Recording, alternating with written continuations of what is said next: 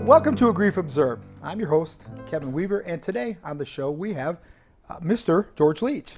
Hello, George. How are you? Just fine, Kevin. How are you today? I want to say your official title, so you say it and then I'm going to repeat it. You are, what I are you? am the retired fire management officer, Fort Apache Agency. Been retired now about, 12 years. I can't count that. Wait, let me say it so I tell everybody. The retirement what?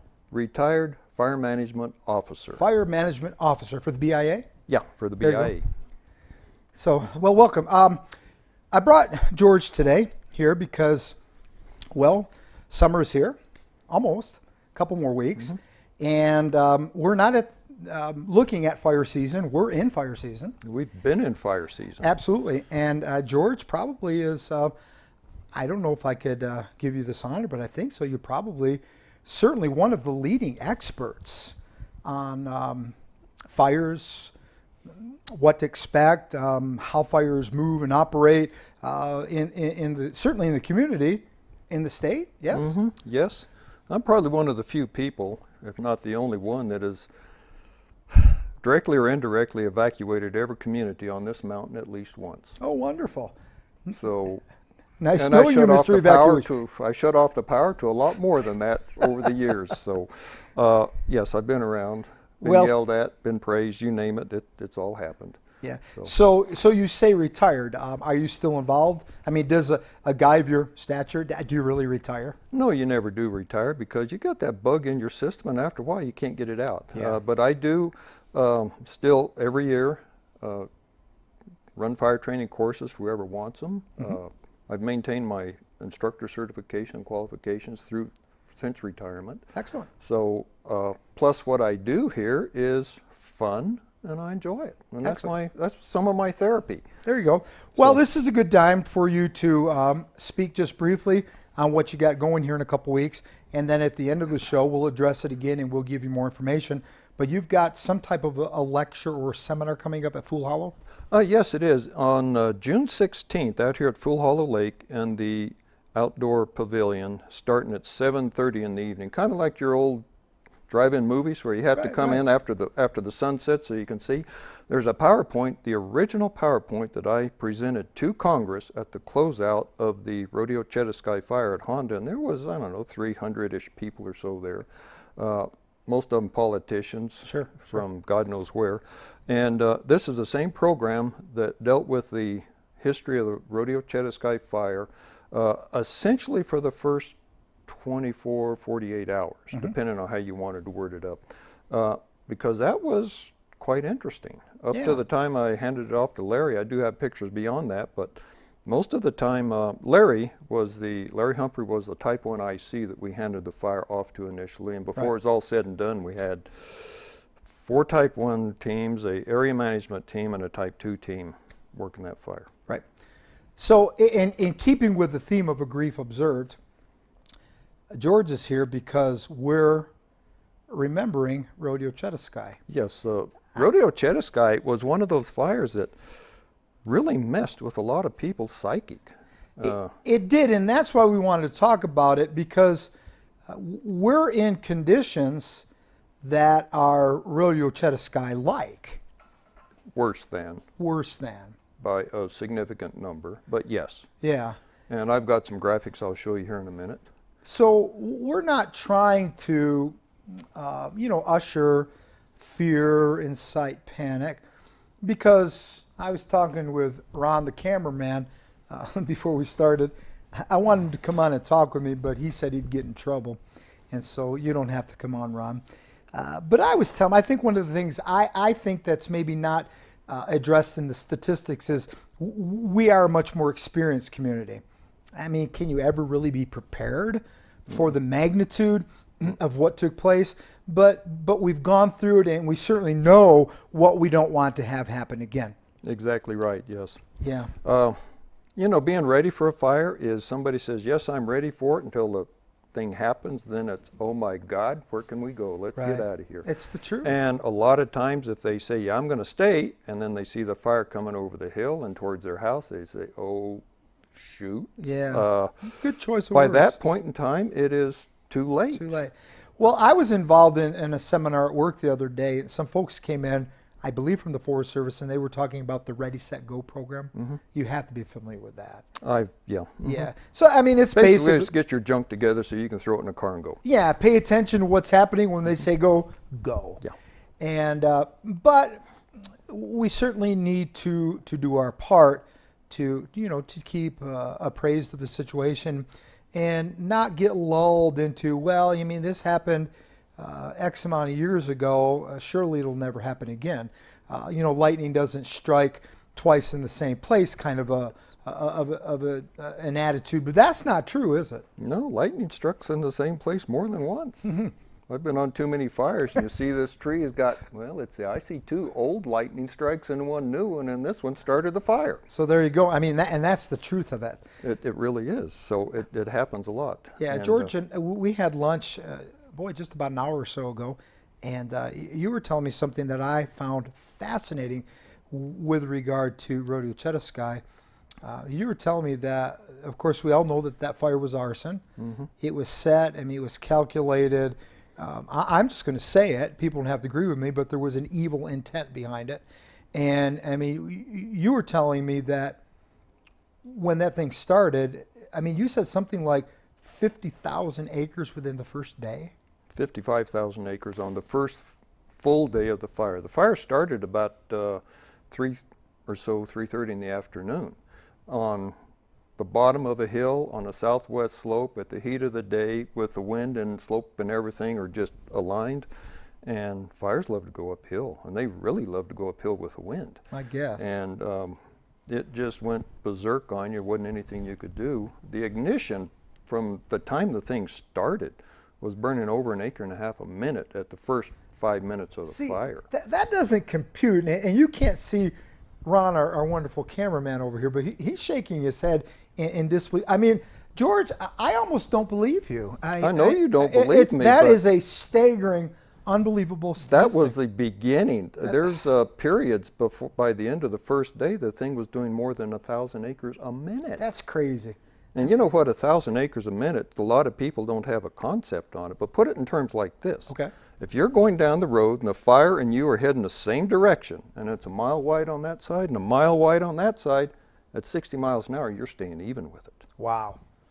And that's all you're doing. And the fire is doing that for 15, 20, 30 minutes. So it'd be like you driving from here to Holbrook. That's raging. It's raging's an understatement. So how do you guys battle that? I call it the Kodak moment. There's nothing you can do but stand back and take pictures because it is just too dang nasty to... And just pray that nothing's in its path that is of true consequence. Exactly right. Wow. And that's one reason why they say evacuate, because we've got conditions today that are significantly worse than what the Rodeo Chediski had. Well, you do have an interesting graphic. I don't know how Miss Hannah, the producer, can put this up. But well, I will leave these with her, but... Yeah, go ahead and refer to that. I'm sure Ron can zoom in if you can zoom in on this. This is a graphic that I'll try to keep from moving it here too much for you. You're moving it too much right now. Picky. But this is a graphic that really shows the Rodeo Chediski, that's up here, the Wallow Fire, and the kind of weather that we had leading up to it. This top line is our total accumulated moisture averaged over a bunch of years. The jagged red line is the actual moisture for that time. The smooth blue line is your actual snowpack, is your average snowpack over time, and the ratty blue line is your is the actual snowpack that you get. That's what actually fell that year. And you can see Rodeo was 2002, and that was a bad year. Wallow in 2011 is comparable to it, but it's got more moisture, still had a decent snowpack and everything else. Well, fast forward to 2018, and I just pulled these graphics here, the 24th here, just a few days ago. Again, this is your accumulated moisture. This ratty red line is your actual average snowpack over, I don't know, 40 years, 20 years, something like that. And this is Maverick Fork, and this is Baldy. One thing that's evident on these two is Maverick Fork flattens out, Baldy went up a little bit. The moisture we had this year was kind of sporadic. If you stood in the right spot, you got it. If you didn't, you didn't. Right. I mean, you could take a couple steps one side or the other and miss the storm. Well, most of the precip difference is a single storm event. Wow. A piece of a single cell came across and nailed it, and it didn't hit anybody else. It shows you the stream flow data. And this year we're running, again, you're coming up with numbers at around 15-20%. And that seems numbers around 20%, plus or minus a little bit, seems to be consistently showing up, right. which tells you that that's what you got. Yeah. But we're, from a fire standpoint, much worse today than we were during the Rodeo Chediski. And that fire got a lot of people's attention. It got prime time on CNN and a few other stations. Right. Well, thank you for leading me. You're a good host. Getting people's attention. I think that's where I want to go with this, because my purpose of bringing you on is not to go on TV and, as I said earlier, incite fear or panic. But I know that education, knowledge, it's empowering. And so if we learn, I mean, there's certain things that we have no control over. Mm-hmm. The amount of rain, et cetera, et cetera. Well, I don't know. You told me at lunch that you went out and washed your car. Yeah, I tried washing my car, doing anything I can to make it rain. And then you leave it outside and it doesn't anything but a bird comes by. But, let's take a few minutes and talk about how maybe, at least as individuals, we may be better prepared than we were back then at Rodeo Chediski. I might have thrown a wrench at you because, I know you, I don't know how much thought we give this, but I know for myself personally, I don't poo-poo the statistics anymore. Mm-hmm. I don't, take the ostrich with its head in the sand approach. I no longer think, well, I mean, this can't happen to me. This can happen. This is reality. This did happen to me. This is reality. Yeah, and one of the things you mentioned is people during and directly after that time. I think that many of us experience a type of a PTSD. I mean, it affected us emotionally. It does, and PTSD is a very real condition after some kind of traumatic event, fire, death, you name it. I've gone through it. So, after my wife passed away, I had PTSD. Your brain turns to jelly. That's all it does. Yeah. But yes, I know after the rodeo fire, there was a big, long series of articles from one of the counselors, psychologists around here, right, answering questions from people, and they were all dealing essentially with PTSD and the stress that was associated afterwards. Right. Well, and we've done many things to deal with that. One of the things I did immediately after the fire, a friend of mine, we wrote and he illustrated this book, and my daughter was in the 6th grade. Mr. Julian's 6th grade class, way back that long ago. And some of the children, they wrote in how they deal with it and some of their feelings. And and we put it all kind of in a poem. But this young girl, 11-year-old, said, I remember being scared, afraid to lose a lot. My parents were there defending what we've got. I remember on the news, the reports just made me cry. I wish I could choose that it never happened, and here's why. The feeling that you get burns inside you, and how can you forget things you didn't want to be true? The never-ending grief, can it be washed away? Just like any relief, like the fire gone one day. Broken hearts were put together like wire all to wire. I hope we never have to face another forest fire. And I think there was a binding of hearts, and naturally the community pulled together. And I don't know if we've lost that. I think that the community is still pretty tight when it comes to the reality of what could happen again. Well, some of the community realizes what can happen, but there's been a lot of influx of new people. Well, that's true too. And they haven't got a clue. I'm going to be honest about it. And even today, you hear people yelling up and down and screaming and yelling about forest thinning. You're destroying the forest. You're burning the forest from prescribed fire. Yeah. But thank God that the Forest Service and BIA and everybody's been doing a lot of thinning and a lot of burning over the last several years, because every time we have a major fire recently, the Wallow hit it, the San Juan fire a couple years ago up near Greens Peak hit it. There was one just last week over by, Honda? no, not, well, Honda too, but That there, was that 12-acre thing, yeah. but anyway, over by one of the forest lakes out west here, Oh, yeah. when they were running, they were running 60, 70 mile an hour winds. Right. The rattlesnake fire did the same thing here, just it's still smoking as a matter of fact. But they hit these treatment areas and it just right to the ground, and it didn't do anything. You could walk across the flames and just, not bad. Wow. But before that, you were dealing with flame links that were something in excess of 1,000 feet. So, in that respect, we are much more prepared. But you're right, there's much education that needs to be done. Just moments before we started today, our illustrious cameraman, Ron, was telling us how he was... Picking on the poor guy. I am picking on him. Come on. He was telling us how he was in line at the grocery store. And kind of talking to somebody about fire restrictions that are in play, and this person was from the Valley, and their response to him was that only applies to the locals. So do the fire restrictions only apply to us locals? It applies to everybody. Man, It doesn't of matter course. whether you're living Pine Top all your life, you're from Phoenix or LA or any place else. It applies to everybody. Yeah, we've got to get that word out. What do you suggest?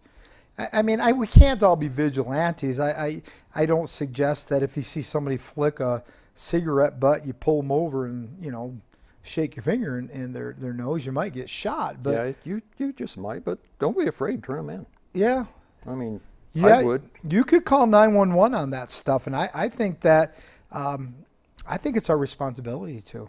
It truly is. And one thing this year the Forest Service has told me is anybody that is caught out in the woods in the closed area, if you're just out there, or heaven forbid, if you've got a fire going or using something stupid like firecrackers, it's an automatic appearance before the federal magistrate in Flagstaff. You don't have a choice. Yeah, I understand. There's no warnings. There's no warnings on this. And a if second offense. If you cause a fire, they're going to send you a bill for it. They did that up from that kid that started the fire up in the Columbia Gorge here last year? Mm-hmm. $36.5 million fine. Well, how'd you like to get that bill? Jesus, that would screw your credit report up from now on. So, and I'm understanding too, if you do get a second citation or for illegal burning, it could be jail time, right? I understand so. It's federal, right? This is federal. So we're talking prison. We're not talking going up to Holbrook. Yeah, you're not talking Holbrook. You're talking federal. Federal, yeah. Heaven forbid if the IRS gets a hold of you. They can make life mighty difficult. It's not worth, as you said, messing up your credit. Certainly more important than that, other people's lives, home, property. Not to mention the stress and the fear. I don't know if I'd go as far as saying it's likened to terrorism, but I don't know. I'll tell you what I experienced during Rodeo Chediski Fire. It was just a horrible emotional thing that went on with me. We don't have time for me to tell you folks what I experienced, but it was horrible, and some of the illegal things that you can get caught doing, they're just not worth it. No, that's not. It's you can do something illegal even in your backyard. You crank up a barbecue grill in your backyard. It's charcoal. Exactly. You can be in trouble because and those are the kinds of things. See, we have control over that, and we can encourage and we can be neighborly and remind our neighbors. I've got a new neighbor right across the street from me. I don't know. She just moved up from the Valley. I don't know if she understands stage 3 fire restrictions. She may not. They may not. I think I'm going to go, bring her a couple dozen donuts and, a donut and say, hey, you know what? This is where we are. Just let me tell you. Yeah. There's plenty of brochures out, and the Forest Service would be more than willing to give you a handful of you name it. They'll give it to you. Yeah. To help educate people on it. So by all means, keep it up. So, well, let's shift gears just a little bit because George and I, we've known each other for quite a while now, and though we don't, our lives go so many different directions, we don't get together real often. But when we do, at least for me, I feel a real friendship. and a It's kindred spirit. Definitely. And we met through George's wife being on hospice. How long ago did your wife die, George? How long has that been? Thanksgiving will be 8 years, so a 8 little over years. 7.5 years. 8 ago. years. So I mean, I need not ask you what you've been doing to occupy yourself, but what have you been doing to manage that loss in your life? Well, it's quite an interesting thing because unless you've gone through the loss of a spouse, it's nothing that you can even begin to imagine. Trying to help somebody that's gone through it is just really a tough thing. Yeah. But really, it's, from my perspective, is you have to stay focused, do what's fun, but at the same time, you got to do what's required. Like you got to pay bills and things like that. And I had a heck of a time trying to get back into where I could pay bills. It took me 3 months to balance my checkbook the first time. That you know what the checkbook is. Don't you? Yeah. Okay. Well, let's ask Ron. Hey, Ron, you got to pay bills. But anyway, you need to earn new memories. But one of the hardest things I found out is the support that you get or don't get from people. One of the greatest things that happened in my life, and it just absolutely, my jaw hit the floor, a good friend of mine came over. This is like less than a month after my wife passed away, and said, "George, come over and have Christmas dinner with us." And I thought, huh? Christmas dinner? Me? Yeah, come on over. I said, does your wife know you're asking me this? It was just so mind-boggling that somebody actually said, hey, come over and enjoy life. But and that turned out just to be one of the absolute greatest periods of my life. It was just phenomenal what they did. Yeah. And we were great friends to start with, but I mean, we're very close friends now because of that. Excellent. But one thing too is that I found that really helped is, you and I would get together for lunch, and I said, well, this is good. Then my friend said, come on over for Christmas dinner, and that was good. And then I was down in Globe for a period of time, and there's some other friends down there, and they said, we want to go to Alaska next year. Do you want to join us? Oh. And I said, by all means. But the one thing that's really interesting is if you look at people that have lost their spouse, there seems to be a fair amount of support for the ladies, because ladies communicate differently than guys do. They have their social network and everything else. That's true. But there's a lot of people willing to go help them. Men, you're pretty well thrown to the wolves. If you want something to happen, you got to make it yourself. And you just really count your blessings when somebody says, hey, let's go to lunch. Right. Let's go to dinner. Right. Let's go on vacation. And the thing is, people, the widows and widowers are the same person they always were. That's true. But men in particular, they don't want around them, because who wants a dirty old guy around them? Doesn't bathe and stuff like that. I mean, you get the image, right? I get it. And but we want to do the same thing anybody else does, but we don't want to be alone. Right. And since that time, since my wife passed away, there's been several friends of mine, I'm up to 6 now as a matter of fact, that have lost their spouse. Well, the best thing I can do for them, and it just helps, is be a friend to them. There you go. Let's go out to dinner. Let's go on vacation. Let's go to the movies. And that in itself is just phenomenal, because you have something to look forward to. And in my case, I didn't care what it was, even going to the dentist. It was something to look forward to, so you had a human being to talk to. I mean, the dog is a great listener, but this conversation is awfully one-sided. Yeah. Boy, absolutely well said. You folks that are listening today or tuned in, you can spend a lot of money going to a psychiatrist or counselor to hear what you just heard. I mean, that's wisdom. That's the school of hard knocks, and Yeah. it usually leaves a mark. But that's a school of hard knocks that you learn does. going through life. And Well, thank you for sharing. I know that that's difficult, but we just keep moving forward, don't we? you have to keep moving forward, and you have to make new memories, and you have to look Exactly. on the bright side of things Exactly. and You do do. what's fun. And for me, getting outside, walking the dogs, just having a good time. Being outside was very valuable. Yeah. The yeah. sun is a huge That's true. blessing when it comes to healing a person's psyche. Good It point. really is. Good point. So get Well- outside. And I mean, even after my wife died, it's like, 45 below, and going outside was not really an option. But you bundle up, and the only thing you can see is 2 eyes and a nose sticking out of the hoodie, and you take the dogs out. And it worked. And it worked because it gets you out of the house.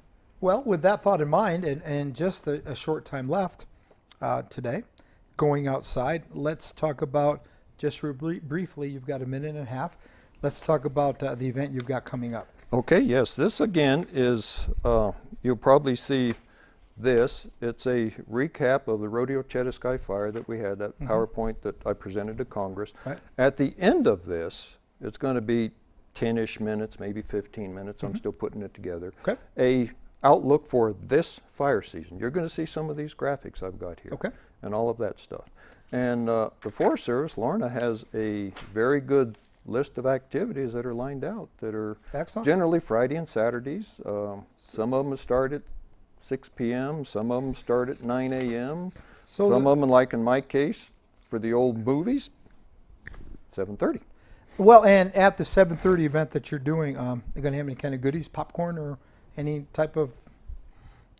Tell you what, can I bring the snacks? I'll let you bring the snacks. You know, I'm going You to do got it. that. I'm going to come and I'm going to bring, I don't know, popcorn, Cokes, That'll be fine. sodas, and a little something to kind of snack on while George is talking. Last and, year when I put it on, it was during Sholo days, and there was only like 30 people there.